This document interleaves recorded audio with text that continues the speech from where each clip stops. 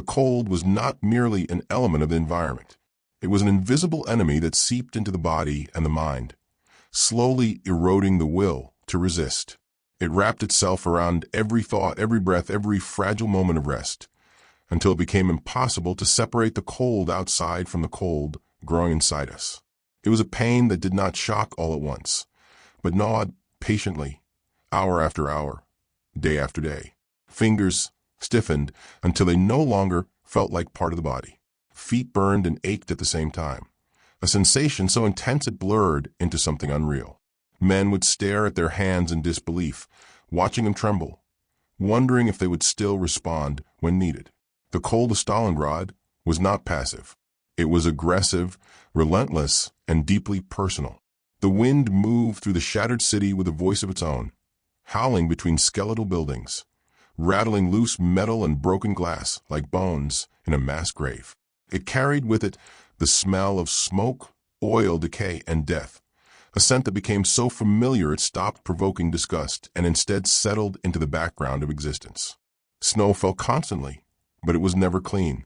It mixed with ash from burned factories and pulverized concrete, coating the ruins in a gray, lifeless crust. Each breath tasted of dust and bitterness. Each step stirred memories of what the city had once been, though those memories felt increasingly distant, like stories from another lifetime. Once Stalingrad had been a place of movement and noise, of factories humming and ships moving along the Volga, of children running through streets that now no longer existed. Now it was reduced to fragments. Walls stood alone without buildings, staircases led nowhere, and rooms opened directly into open air. The city had not simply been destroyed, it had been disassembled piece by piece, until it no longer functioned as a city at all. It became something else entirely, a vast open wound where human beings were forced to fight, hide, and die. Every step forward was a calculation, not of strategy, but of survival. Would the ground hold, or was it mined? Would a sniper be watching, patient and invisible? Would the sound of boots draw fire? Even silence was dangerous. Silence often meant the enemy was close, waiting. In Stalingrad, movement was fear, but stillness could be worse. Men learned to live in a constant state of tension, muscles tight, senses stretched thin. Exhaustion became a permanent condition. Fear was no longer something that arrived suddenly. It became a steady companion, always present, always whispering. Survival itself turned into an act of rebellion against the environment, the enemy, and fate. To remain alive for another hour felt like defiance. To see another sunrise felt almost obscene in a place where so many did not. Hope did not vanish completely, but it shrank. It no longer reached for victory or glory. Hope became smaller, more manageable. Hope meant warmth for a few minutes, a piece of bread, a cigarette shared in silence. Hope meant not dying today.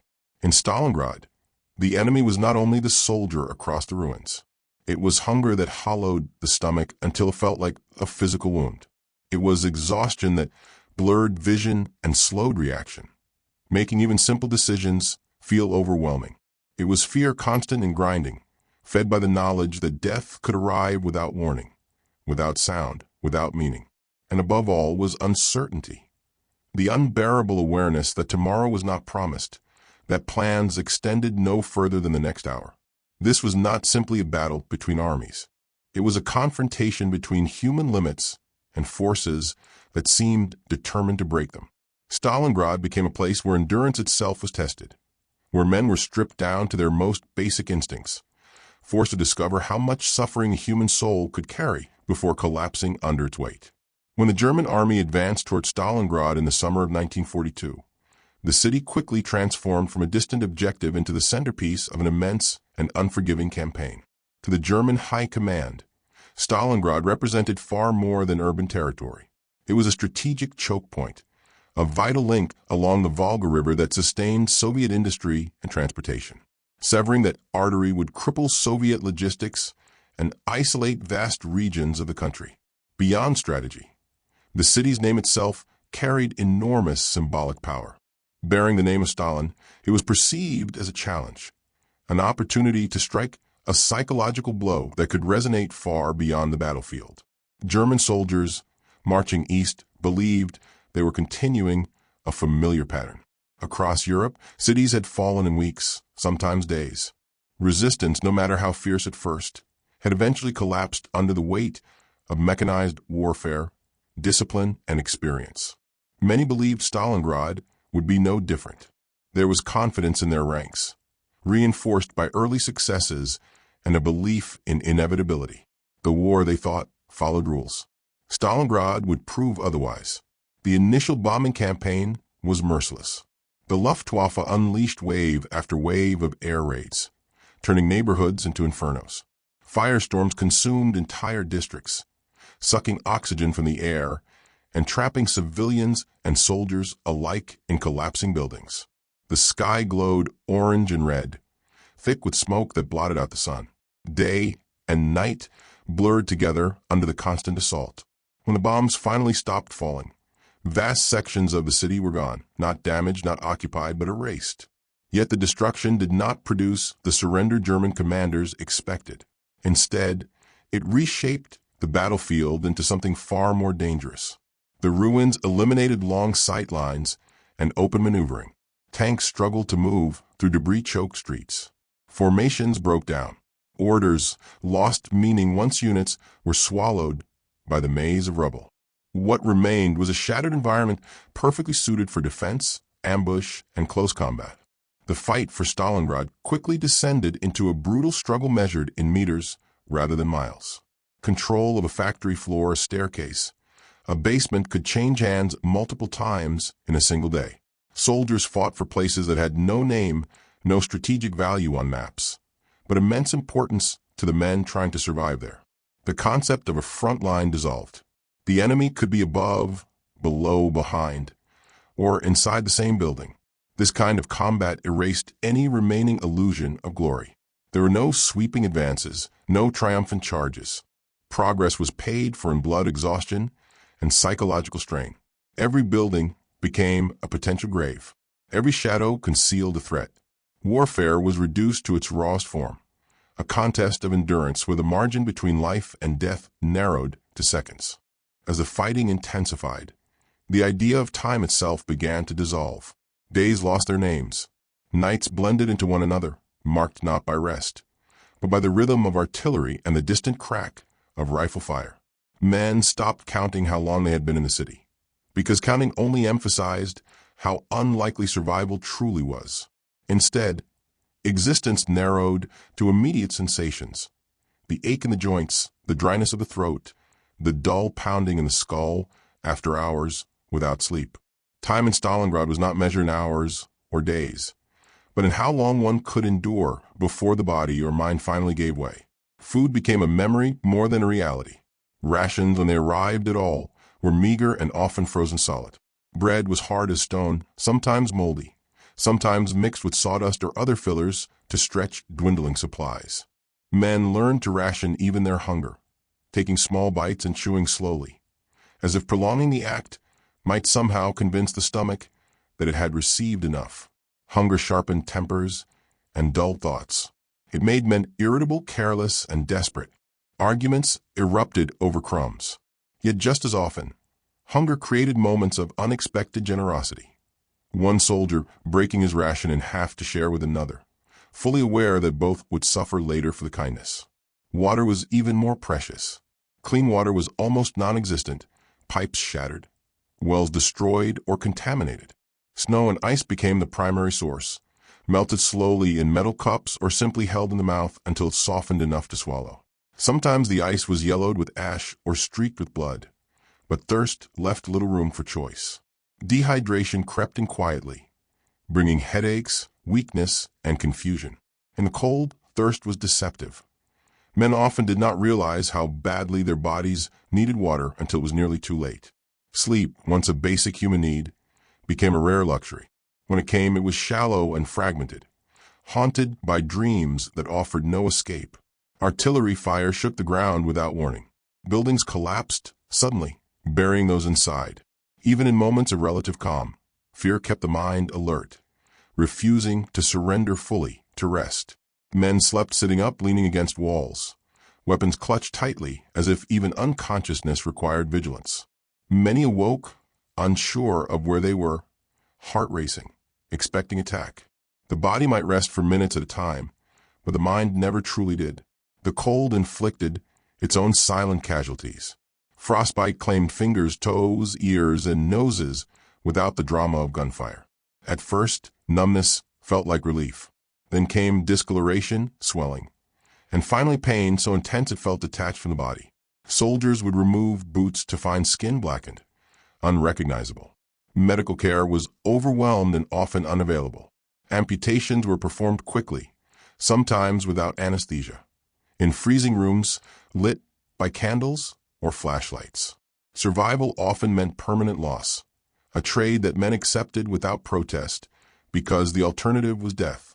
Weapons designed for temperate conditions betrayed their users in the cold. Oil thickened and froze, causing rifles to jam. Metal burned the skin when touched with bare hands. Fingers, stiff and slow, struggled to manipulate triggers and bolts.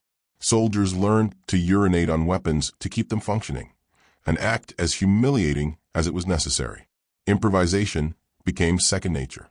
Survival favored those who adapted quickly, who learned the strange logic of a frozen battlefield. Disease spread easily among exhausted men living in damp ruins. Trench foot, dysentery, respiratory infections, and lice were constant companions. Medical supplies dwindled. Bandages were reused. Wounds went untreated. Infection set in. The wounded often lay where they fell for hours or days before help arrived, if it arrived at all. Pain became background noise, something endured rather than addressed. Yet amid this slow destruction of the body, something remarkable persisted. Men continued to fight, to stand guard, to follow orders even when those orders seemed meaningless in the face of such overwhelming misery. Not because they believed they were unbreakable, but because stopping meant surrender to the enemy, to the cold, to despair. Movement, action, even suffering became proof of life. Letters and diary entries from Stalingrad reveal a truth rarely captured in official reports. Soldiers wrote less about tactics and victories and more about longing. Longing for warmth, for silence, for the sound of familiar voices. Home became an almost mythical place, remembered in fragments. The smell of bread baking, the sound of laughter, the feel of clean clothes. Many doubted they would ever see those things again. Writing became a way to cling to identity, to remind themselves that they had once been more than figures in a ruined city. Fear was omnipresent, but it did not always manifest as panic. More often it was a dull pressure, a constant awareness that danger was everywhere. Men learned to function within fear, to make decisions despite it. Some spoke of becoming strangely calm, almost detached, as if the mind had numbed itself to survive. Others confessed to moments of overwhelming terror, shaking uncontrollably after close calls, only to return to their posts minutes later. Courage in Stalingrad was not the absence of fear. It was the decision to act while afraid. Combat in the city stripped war of abstraction. The enemy was no longer a distant formation or a faceless force. He was a man hiding behind the same wall, breathing the same frozen air. Fights erupted suddenly, violently, often at arm's length. Grenades were thrown blindly into rooms. Doors were kicked open with rifles raised. Staircases became killing zones. The sound of footsteps overhead could freeze men in place, hearts pounding, fingers tightening on triggers. Snipers turned the city into a nightmare of invisible death. A single shot could end a life without warning.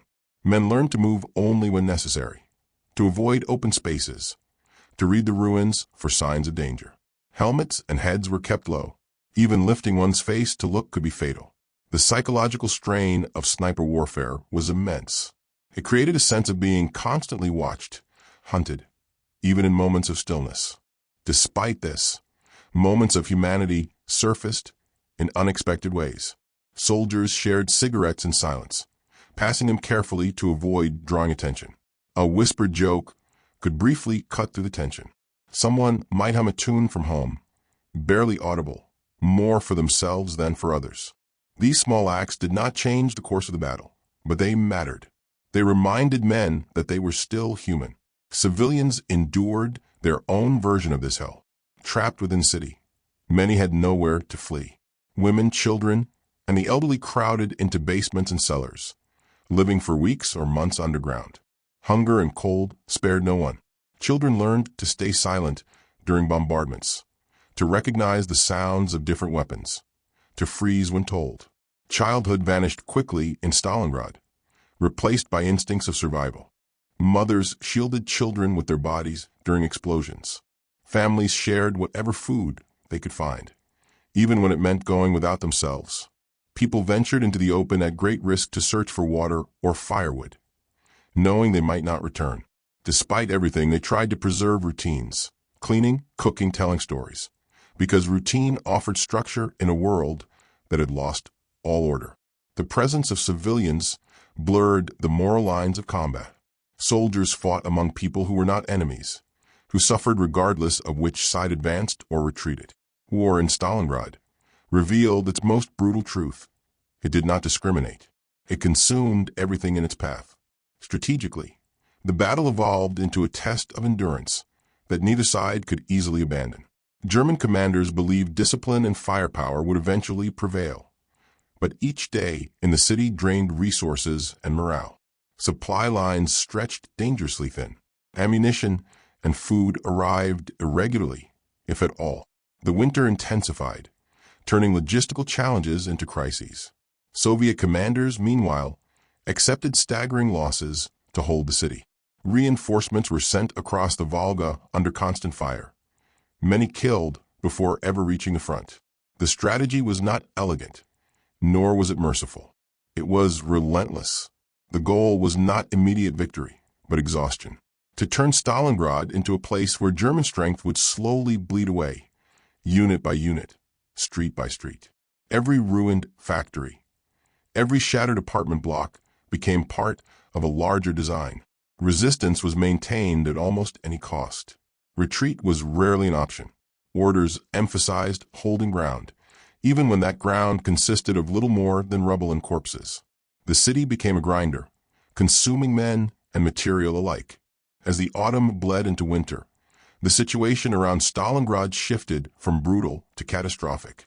Snow began to fall in thick, relentless sheets, covering the ruins in a deceptive blanket of white that did nothing to soften the horror beneath.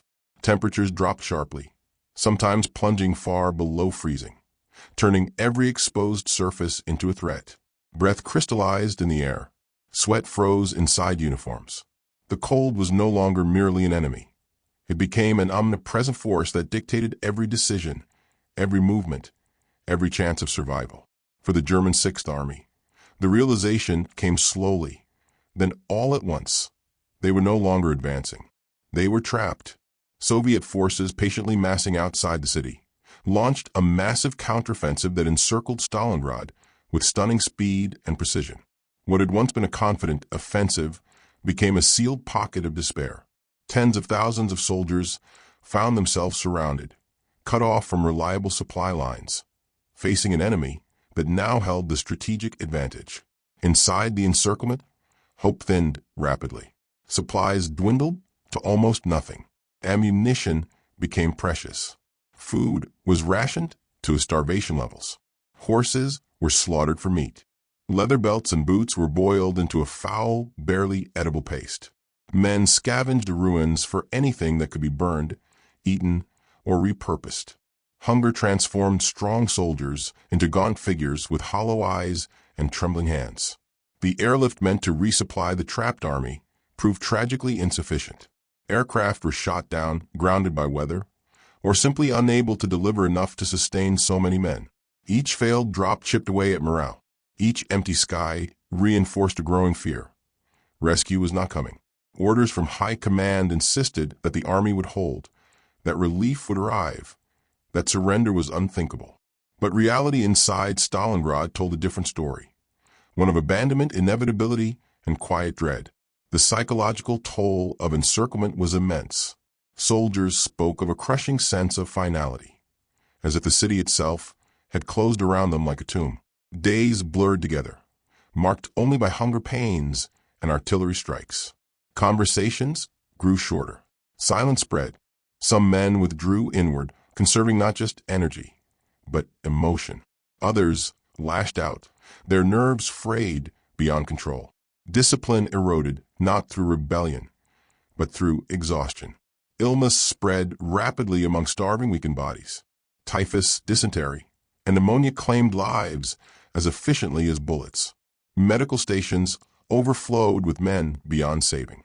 Doctors, themselves exhausted and malnourished, were forced to make impossible choices about who might still be helped and who was already lost.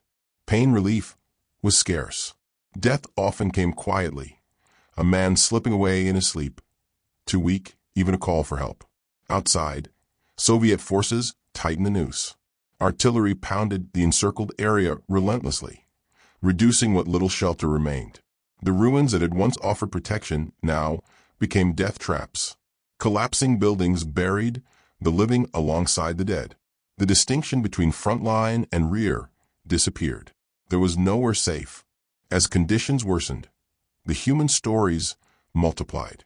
Soldiers comforted one another in moments of despair, sharing memories of home, speaking of families they feared they would never see again. Some clung fiercely to faith, whispering prayers in frozen cellars. Others found solace in fatalism, accepting their fate with a strange calm. Courage took on new forms, not charging forward, but enduring another night, standing guard despite trembling limbs, refusing to abandon a wounded comrade even when survival demanded it. The Soviet soldiers, too, paid a terrible price. Victory came at immense cost. Reinforcements continued to cross the Volga under constant fire, many dying before they reached the ruins. Units were shattered and reformed repeatedly. Losses were staggering, yet morale held, fueled by the belief that Stalingrad must not fall, that this suffering served a greater purpose. The city became sacred ground, a symbol of resistance that demanded absolute sacrifice. Civilians who remained endured the final stages of the battle in near total devastation. Many shelters collapsed. Food vanished almost entirely. Some survived on scraps scavenged from the dead. Children grew thin and silent. The sound of bombardment became so constant that its absence felt unnatural. Survival was reduced to instinct, to endurance measured in minutes rather than days. As January 1943 approached, the end became unavoidable. German positions fractured. Organized resistance collapsed into isolated pockets. Officers could no longer maintain command over starving, freezing men barely capable of standing. Ammunition ran out. Weapons were abandoned. The wounded lay untended. The dead froze where they fell, preserved by the cold in grotesque stillness. When surrender finally came, it was not dramatic. There were no triumphant speeches, no grand gestures, only silence, broken by the crackle of fires and the wind moving through ruins. Tens of thousands of exhausted, emaciated soldiers laid down their weapons. Many were too weak to march into captivity. For countless others, captivity itself would prove fatal, their bodies already pushed beyond recovery. Stalingrad stood as a landscape of unimaginable destruction, a city nearly erased, streets unrecognizable, buildings reduced to skeletal remains, the ground littered with debris, weapons, and frozen bodies. The scale of loss defied comprehension. Hundreds of thousands dead or wounded, families destroyed, lives permanently altered. Yet the battle's significance reached far beyond the ruins. The defeat of the Sixth Army shattered the myth of German invincibility. Momentum on the Eastern Front shifted decisively. From this point forward, the war would move westward, step by brutal step. Stalingrad marked not just a military turning point, but a psychological one. But to understand Stalingrad only in terms of strategy is to miss its deepest truth. This was not merely a clash of armies. It was a confrontation with the limits of human endurance. It revealed how much suffering a person could bear and still continue. It exposed both the cruelty of war and the fragile persistence of humanity within it. Decades later, Stalingrad remains more than a name. It is a warning etched into history, a reminder that war consumes not only soldiers and cities, but souls. That behind every statistic lies a human being who felt fear, hunger, pain, and hope. Ordinary people forced into extraordinary circumstances, enduring what should never have been endured. In the frozen ruins of Stalingrad, humanity was tested to its breaking point. And though so much was destroyed, something endured. Not victory, not glory, but the simple, stubborn refusal to disappear. After the surrender, the silence that settled over Stalingrad felt unnatural. For months, the city had known nothing but noise. Explosions, gunfire, collapsing walls, shouted orders, screams. Now, there were moments when nothing moved except the wind. It drifted through shattered windows and across open ground, lifting snow and ash into slow spirals. The absence of sound did not bring relief. It brought reflection, and reflection, for many, was unbearable. The survivors wandered through the ruins like ghosts. Soviet soldiers stepped cautiously over bodies frozen in unnatural poses, weapons still clutched in stiff hands. Some faces were unrecognizable, erased by frost and time. Others looked strangely peaceful, as if sleep had finally claimed them. Identifying the dead was often impossible. Names, units, ranks, so much had been lost that even memory struggled to keep up. Prisoners of war were gathered in long silent columns. They moved slowly, some leaning on one another, others collapsing after only a few steps. Hunger and cold had stripped them of strength, dignity, and illusion. Many no longer looked like soldiers at all, but like shadows wearing uniforms. Eyes stared forward without focus. There was no hatred left in them, no defiance, only exhaustion and disbelief that they were still alive. For those taken into captivity, survival was far from guaranteed. The journey away from Stalingrad was brutal. Weak men fell and were left behind. Disease spread rapidly. Food remained scarce. Winter showed no mercy to victors or defeated alike. Many who survived the battle itself would not survive the weeks that followed. Stalingrad continued to claim lives long after the fighting ended. Soviet soldiers, though victorious, carried their own invisible wounds. They walked through the city they had defended at such cost, struggling to reconcile survival with loss. Entire units had vanished. Friends and brothers in arms were gone, reduced to memories and unmarked graves. Victory felt heavy, burdened by the knowledge of what it had demanded. Celebration felt inappropriate in a place so soaked with suffering. Civilians emerged slowly from basements and shelters, blinking against daylight they had not seen in weeks or months. What they found was devastation beyond comprehension. Homes reduced to rubble, familiar streets erased. The city they had known no longer existed. For many, there was no clear path forward, only the necessity to keep living, because living was the only form of resistance left. Children searched for parents who would never return. Women searched for husbands lost somewhere in the ruins. The dead were buried hastily when they could be buried at all. Often there was no time, no strength, no tools. Grief became communal, shared among those who had nothing else left to share. Rebuilding Stalingrad was not simply a matter of bricks and mortar. It was a psychological struggle. The city had to rise from trauma as much as from rubble. Survivors carried memories they could not escape. Sounds, smells, images that returned uninvited. Many never spoke of what they had seen. Others spoke endlessly, trying to make sense of experiences that defied logic. Across the world, news of the battle spread. Maps were redrawn. Strategies reconsidered. Analysts spoke of turning points and shifting momentum. But numbers, casualty figures, divisions destroyed, territory gained, failed to capture the reality of what had occurred. Stalingrad was not just a defeat or a victory.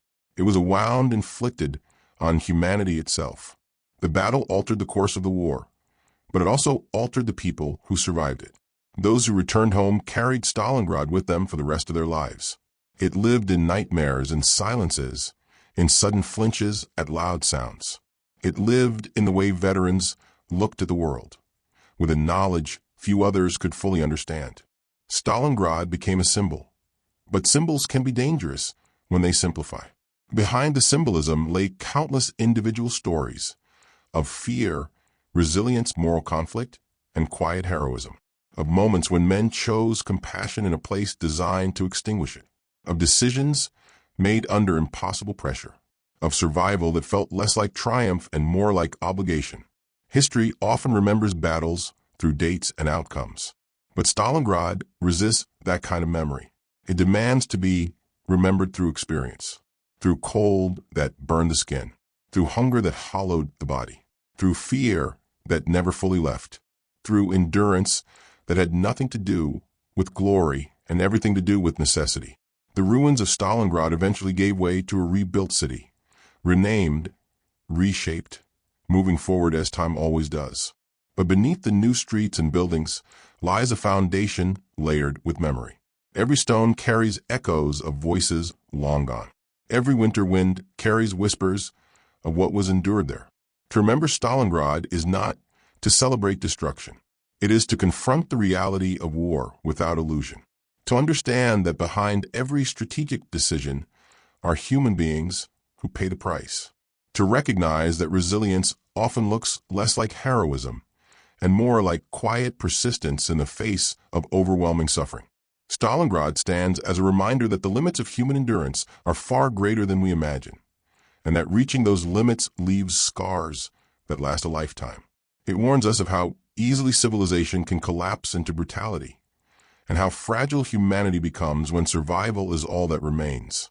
And yet, within that warning, there is something else, a fragile truth, that even in the most dehumanizing conditions, people can still choose to care, to share, to endure together.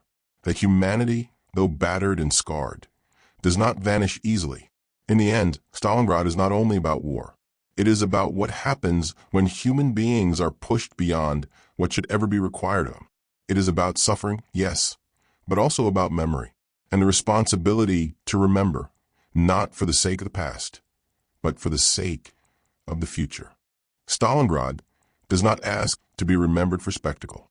It asks to be remembered for truth, for what happens when ambition, ideology, and power collide with ordinary human lives, when cities become graves and survival itself becomes an act of resistance.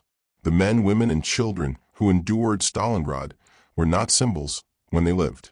They were people cold, hungry, afraid, and yet unwilling to disappear. Their stories remind us that history is not distant. It is fragile. It is made of choices.